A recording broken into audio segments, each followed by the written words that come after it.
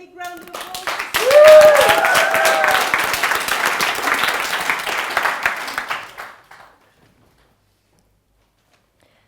When was the last time that you did something just for the sake of it? In fact, just because you loved it? Just have a think, when was the last time? I can see myself now. I must be 7 years old. It's the summer holidays.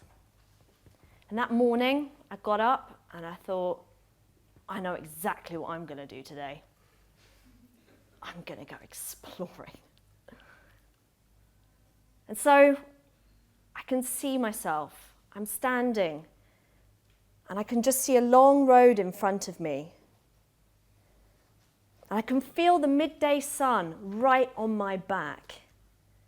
And I'm not wearing any shoes. In fact, I'm soaking wet and my feet are scorching on the tarmac. I'm not worried about being run over because I'm in the middle of nowhere right now. But I can just hear the river rushing down the side of me, the one that I've just spent all day in. And in one hand, I've got a bucket, and my shoes are rattling in it. And in the other hand, I've got a net, long handle. And all you can hear as I'm walking down the street is tap, tap, drip, drip. Such a wonderful memory. You see, when you're little, especially when it's the summer holidays, you wake up and you go, I know what I'm going to do today. I'm going to go and explore, and I don't really care what anyone else thinks about it because I love exploring. In fact, you don't really worry about much when you're that little. You're so focused on the moment and you're so involved and happy and joyful about it. Those really were the good old days, weren't they? Yeah? Okay, I see you nodding. So let's imagine that we could be kids now, all the time. So what would I do? Let me think about it. If I woke up this morning, I would put on my Superman suit and, straight at Wonder Woman. Who am I kidding? I put on my Wonder Woman suit and I wouldn't go to my job because who needs a job? I'm a kid. Yeah? And I'd have chocolate for breakfast because chocolate's obviously the best thing to eat for breakfast. And I'd probably go down to the park. I'd spend all day in the park, probably play some games. I'd come home. And I'm not sure what my boyfriend would think of me. And I'm not... Wonder Woman outfit? Yeah. My point being is, how the hell am I going to pay the bills doing that? Okay, maybe you've given me an idea now, but... But if those really were the good old days and we could do it now and just play all day and not worry about, I don't know, a mortgage or my bills or what other people think of me or my responsibilities or, all the things I've got to do in my job and, I think it's actually a little bit unrealistic, even though it would be really nice to do it for a day. In fact, in London, they've just opened a ball pit for adults, just to go and play in a ball pit like you do when you're a kid. So I'm going to scrub that and I'm going to go, it's probably a bit unrealistic. But I think there's something to it. There's something about that unadulterated fun that you can have as a child. So I'm going to bring us into a middle ground here. What if I can take a bit of that picture, just take a slice out of it and bring it into my everyday life now? So let's say I wake up and I just think to myself, what can I do now that I don't have to worry about my future development or paying my bills? I can just do it just to make me happy, just for myself. Whether it's painting something or playing the piano or just something where I don't even have to think about it. You see, it's been proven that when you elevate your happiness and reduce your stress, you reduce the chance of getting ill. You become more creative, you become more productive. So I think if I can take a little bit of that inner child and bring it with me everywhere I go every day and consciously make a decision to just have a small moment of pure, unadulterated happiness, imagine what life would look like. So I ask you, every day, just release your inner child, because you can.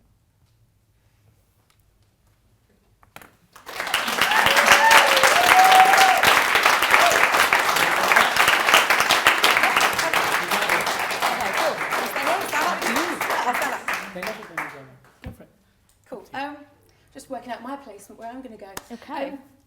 You're a brilliant storyteller. You really are. But my favourite bit is when you dropped the joke and you came into your own. And the rest of that speech was very different. We spoke earlier actually, and you said, my boyfriend or someone said, it was a bit monologue-y in the beginning. Yeah. But fantastic storytelling. But I think if you change your perception of your audience, it will change your delivery in the way the second half was.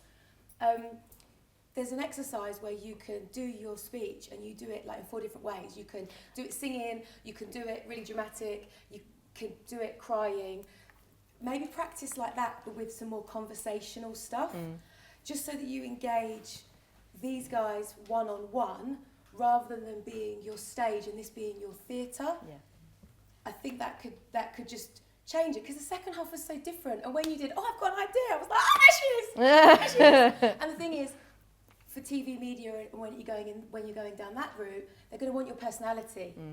So that has to come through, and that's going to make you vulnerable, because people are going to know who the fuck you are, and you need to be ready for that.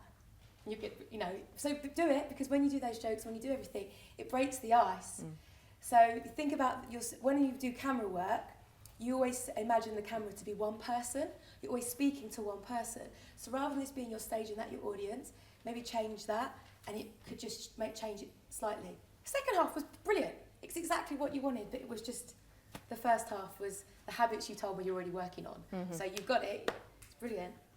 I'm going to go to that ball pit. I don't know if anyone else wants to come. It looks like someone's living room and they've just filled it up with white. I don't know, just Google it.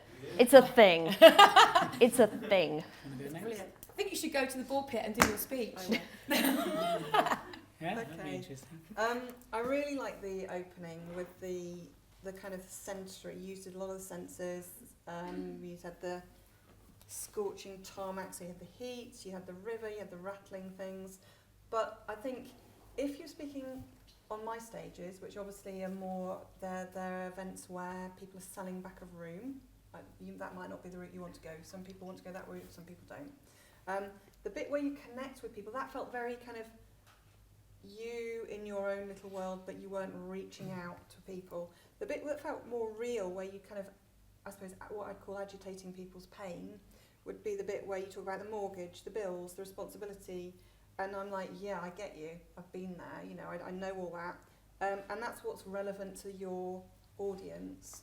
So you're kind of extending it. So I kind of flip it around the other way, of start with the agitation, the pain, and then kind of go into your own world. But I thought you did it brilliantly. I thought your presentation was flawless.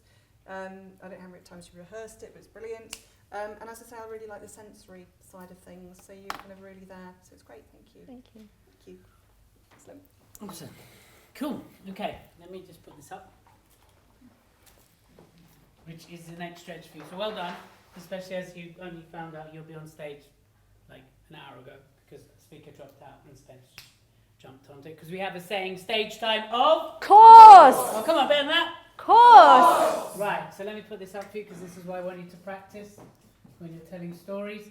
VAC, visual, auditory, kinesthetic, right? So while you were telling the story, you were in the visual part of your voice. It's all up here, and your whole presentation was up here. But when you tell your story, drop down to the auditory part.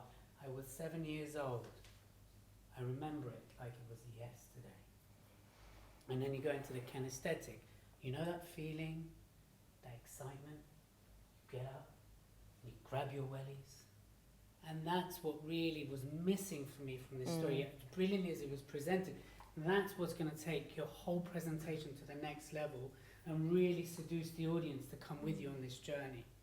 And the other thing is, don't underestimate the power of the pause. You don't have to speak continuously.